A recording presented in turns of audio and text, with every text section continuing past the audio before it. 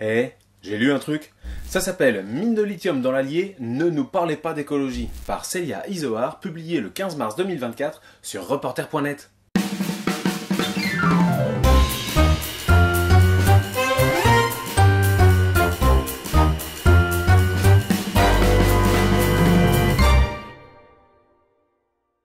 Le 12 mars dernier, c'était le débat public pour l'ouverture d'une mine de lithium à Échassières.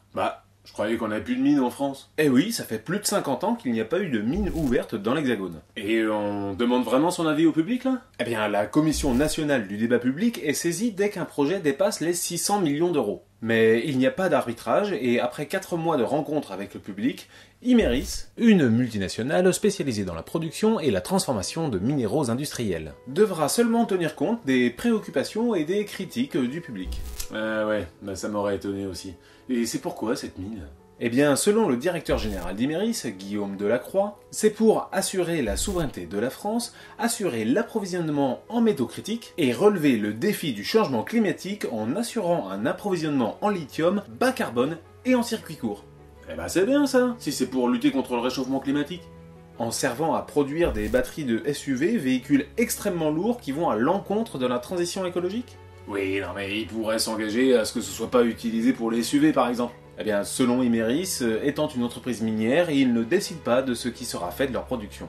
Ouais, mais au final, vaut mieux que ce soit fait ici que n'importe où ailleurs dans le monde. Ce sera mieux géré et puis plus transparent. Eh bien, quand on lit le dossier du maître d'ouvrage de 156 pages, ce projet, c'est creuser des galeries dans du granit à 400 mètres sous terre, créer un site de concassage souterrain, au-dessus c'est créer une usine de 30 hectares pour la concentration du minerai, 15 hectares supplémentaires pour une station de chargement, une autre usine de conversion pour 30 hectares de plus. À ça, il faut ajouter les infrastructures de stockage pour les 2 millions de tonnes annuelles de déchets miniers, le réseau de canalisation souterraine et une ligne à haute tension de 630 000 volts. Oui, non, ça c'est normal. Ils vont pas non plus faire ça accroché au bout d'une corde avec une pioche, les mecs.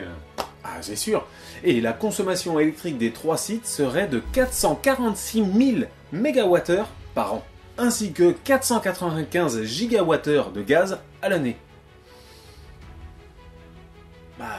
Quand même. Ouais, non, désolé, mais ça me parle pas, hein. Bonjour, je me permets? T'es qui toi? Moi, je suis l'exemple. Et vous, vous êtes qui? Moi, c'est les faits, lui, c'est la précision et la confidence, et lui, c'est la contradiction. Ouais, la réaction à chaud aussi. Et la réaction à chaud aussi. Bon alors? Eh ben, 446 000 MWh à l'année, c'est la consommation annuelle de 172 000 personnes. Ah bah ouais, là, c'est plus parlant. Ça représente environ la moitié du département. Ah oui, c'est vénère. Et pour le gaz, c'est l'équivalent de la consommation pour 67 000 personnes. Vache, quand même. Et le public, il en dit quoi? Eh bien, il n'a pas été question de ces chiffres, ni d'ailleurs du bilan carbone de ces chantiers. Ah ouais, bon, là c'est limite, quand même. Et c'est pas tout. Imerys devait fournir une étude hydrogéologique pour évaluer les risques de pollution de la mine. Et alors? Eh ben, la fiche thématique sur l'eau est manquante. Mais le responsable environnement d'Imerys estime que le granit de Beauvoir est quasiment imperméable en profondeur. Ouais, bon, d'accord. Et ça peut poser quoi comme problème? Eh bien, le site où devrait implanter la mine est considéré comme le château d'eau de la région. Outre les problèmes liés aux pollutions, le forage pourrait perturber les écoulements et diminuer les réserves d'eau souterraines. D'autant plus qu'on ne sait pas si la rivière voisine aura toujours assez d'eau pour assurer le pompage des 600 000 m3 nécessaires à ces infrastructures. Ouais, bon, ça va, faut pas crier avant d'avoir mal non plus.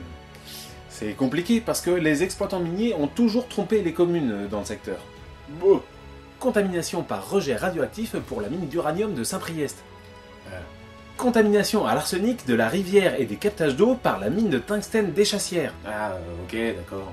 Pollution au plomb par les mines de Pont-Guibault. Oui, bon, ok, c'est bon. Puis en plus, là, les responsables viennent pour en parler, alors... La préfète, Pascale Trimbach, n'est pas venue au débat public, alors qu'elle s'est déclarée favorable au projet depuis 1 an. De plus, la préfecture avait envoyé une alerte à toutes les mairies environnantes pour signaler la présence d'individus susceptibles de diffuser des fausses informations. Ce jour-là, des associations écolos étaient de sortie pour distribuer des tracts. Et voilà, c'était J'ai lu un truc.